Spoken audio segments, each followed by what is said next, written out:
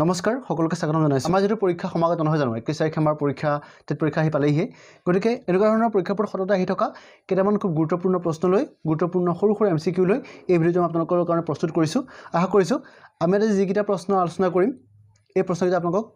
অনাগত পৰীক্ষাবোৰত যথেষ্ট সহায় কৰিব তেতিয়ালে আহক আমি ভিডিঅটো আৰম্ভ কৰোঁ এটা চাওক প্ৰথমটো প্ৰশ্ন লৈছোঁ আটাইতকৈ সৰু স্বাভাৱিক সংখ্যাটো কি যেটো মৌলিক নহয় চাওক অলপ কনফিউজ হোৱা যেন লাগে সংখ্যাটো আটাইতকৈ সৰু স্বাভাৱিক সংখ্যা কিন্তু কি মৌলিক নহয় এটা আমি জানো যে আটাইতকৈ সৰু স্বাভাৱিক সংখ্যাটো হৈ গ'ল 1 আৰু আটাইতকৈ সৰু মৌলিক সংখ্যাটো হৈ গ'ল 2 নহয় জানো গতিকে আটাইতকৈ সৰু স্বাভাৱিক সংখ্যাটো কি হ'ব যেটো মৌলিক নহয় গতিকে আমাৰ অপচন কোনটো শুদ্ধ হ'ব গতিকে আমাৰ অপচন শুদ্ধ হ'ব C2 ই চাওক আটাইতকৈ সৰু স্বাভাৱিক সংখ্যা কিন্তু মৌলিক নহয় গতিকে আমাৰ অপচন C শুদ্ধ হ'ব মানে সেইটো 1 হ'ব উত্তৰটো ঠিক আছে এবাৰ 2 নম্বৰটো চাওক আটাইতকৈ সৰু পূৰ্ণ বৰ্গ সংখ্যাটো হ'ল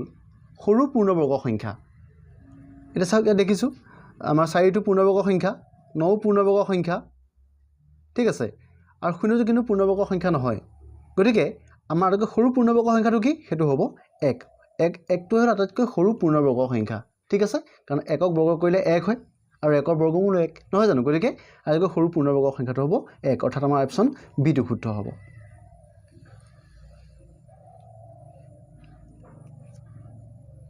এবাৰ 3 নম্বৰ অংকটো চাওক প্ৰশ্নটো চাওক দুটা ক্ৰমিক যুগ্ম সংখ্যাৰ মাজত পাৰ্থক্য হ'ব দুটা ক্ৰমিক যুগ্ম সংখ্যা ধৰক যেনিবা 2 4 ক্ৰমিক যুগ্ম সংখ্যা ঠিক তেনেকৈ ধৰক 4 আৰু 6 এনেকৈ ধৰক 8 10 10 12 এটা পাৰ্থক্য কিমান হ'ব এটা চাওক 4 পৰা 2 টো বিয়োগ কৰি দিয়ক 4 পৰা 2 বিয়োগ কৰিলে কিমান থাকিব 2 থাকিব 6 পৰা 4 বিয়োগ কৰিলে কিমান থাকিব 2 থাকিব গতিকে আমি কি বুজিলো যে দুটা ক্ৰমিক যুগ্ম সংখ্যাৰ পাৰ্থক্য বা বিয়োগফল হ'ব কিমান 2 গতিকে আমাৰ অপচন বি টো শুদ্ধ হ'ব ঠিক আছে এবাৰ 4 নম্বৰটো চাওক তলৰ কোনটো অপৰিমেয় সংখ্যা ঠিক আছে এটা আমি জানো যিবোৰ সংখ্যাৰ ৰুট থাকে ৰুট থকা সংখ্যাবোৰ যাৰ বৰ্গমূল ল'ব নোৱাৰি সেইবোৰ হৈ গ'ল অপৰিমেয় সংখ্যা গতিকে ওলাই আছে ডেফিনেটলি ইয়াৰ কোনটো হ'ব অপৰিমেয় সংখ্যা ইয়াৰ এটো হ'ব অপৰিমেয় সংখ্যা নহয় জানো ইয়াত ৰুট 3 আছে ৰুট 3 বৰ্গমূল ল'ব নোৱাৰি বাকিবোৰ পিছত পৰিমেয় সংখ্যা হ'ব ঠিক আছে গতিকে আমাৰ অপচন এটো শুদ্ধ হ'ব এনেকুৱা ধৰণৰ প্ৰশ্ন আপোনালোকে পৰীক্ষাত পাব গতিকে আপোনালোকে যাতে কনফিউজ নহয় এনেকুৱা ধৰণৰ প্ৰশ্ন যেটো আহি থাকে গতিকে এনেকুৱা ধৰণৰ প্ৰশ্ন আপোনালোকে যাতে কনফিউজ নকৰে সেইকাৰণে ভিডিঅটো আসলে লৈ আহিছো আপোনালোকৰ কাৰণে দেখাৰ সৰু কিন্তু অংককিটা কিন্তু এনেকুৱা ধৰণৰ অংকই প্ৰায় কনফিউজ কৰা দেখা যায় এবাৰ অংক চাওক তলৰ কোনটো পূৰ্ণ সংখ্যাৰ পূৰ্বপদ নাই পূৰ্ণ সংখ্যা যাৰ পূৰ্বপদ নাই ঠিক আছে এটা চাওক আমাৰ আটাইতকৈ সৰু পূৰ্ণ সংখ্যাটো কি সেইটো হ'ল 0 গতিকে 0 আৰু পূৰ্বপদ থাকিব জানো এটা চাওক একটো সৰু স্বাভাৱিক সংখ্যা -1 হৈ গ'ল অখণ্ড সংখ্যা এই পূৰ্ণ সংখ্যাত নাহে গতিকে আটাইতকৈ সৰু পূৰ্ণ সংখ্যাটো হৈ গ'ল 0 গতিকে 0 আৰু কোনো ধৰণৰ পূৰ্বপদ নাই গতিকে আমাৰ অপচন কোনটো শুদ্ধ হ'ব আমাৰ অপচন শুদ্ধ হ'ব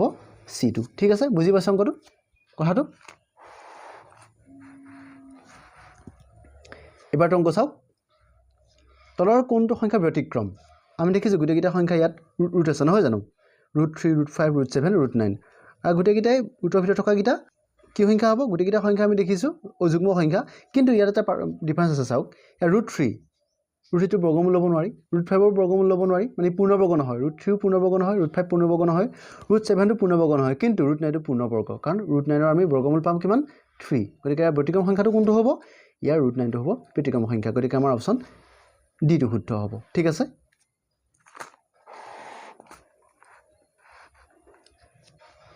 7 চাওক তলৰ কোনটো সংখ্যা মৌলিক অথবা যৌগিক নহয়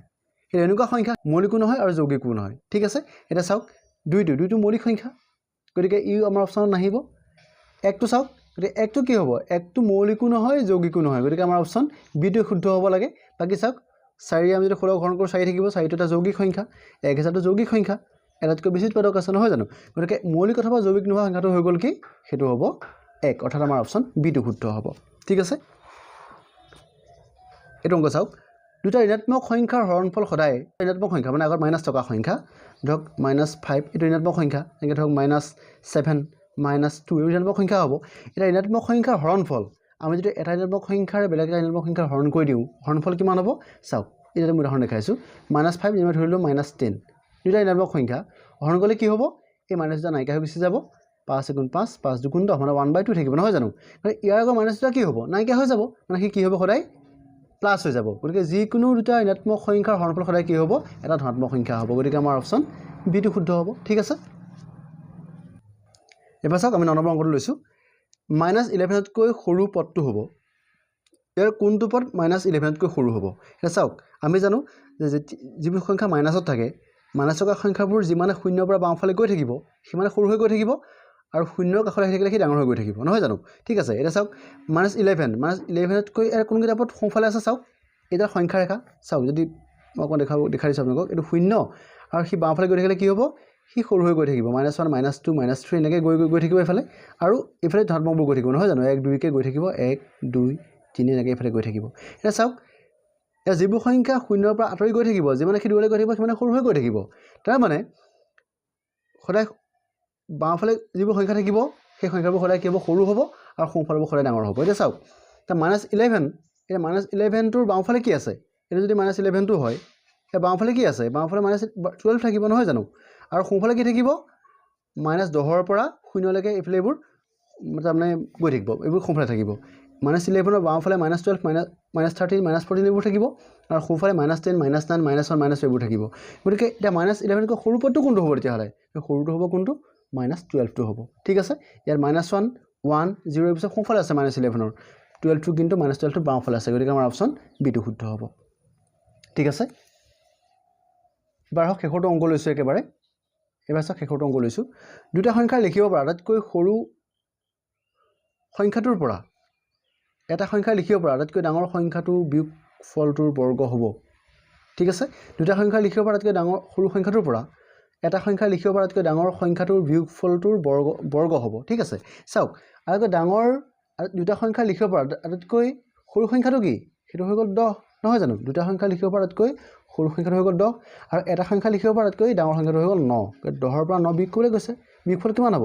1 হ'ব এটা একক বৰ্গ কৰিবলৈ কৈছে এটা একৰ বৰ্গ কিমান হ'ব একৰ বৰ্গ 1 হ'ব গতিকে আমাৰ অপশ্যন কোনটো শুদ্ধ হ'ব আমাৰ অপশ্যন এইটো শুদ্ধ হ'ব ঠিক আছে আমাৰ ভিডিঅ'টো আজিলৈ ইমানেই আছিলে আশা কৰিছোঁ আজি আমি যিকেইটা প্ৰশ্ন আলোচনা কৰিলোঁ এই অংককেইটাই এই প্ৰশ্নকেইটা আপোনালোকক অনাগত পৰীক্ষাৰ যথেষ্ট সহায় কৰিব আৰু এনেকুৱা ধৰণৰ ভিডিঅ' পাই থাকিবৰ কাৰণে আপোনালোকে এই দৃশ্যখন চাই থাকিব ধন্যবাদ